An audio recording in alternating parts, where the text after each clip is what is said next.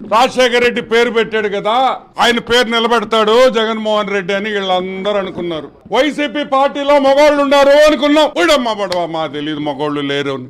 చంద్రమోహన్ రెడ్డి గారి విషయంలో జరిగిన హిజ్రాల దాడిలో వైసీపీ పార్టీలో మగోడనేవాడే లేడు.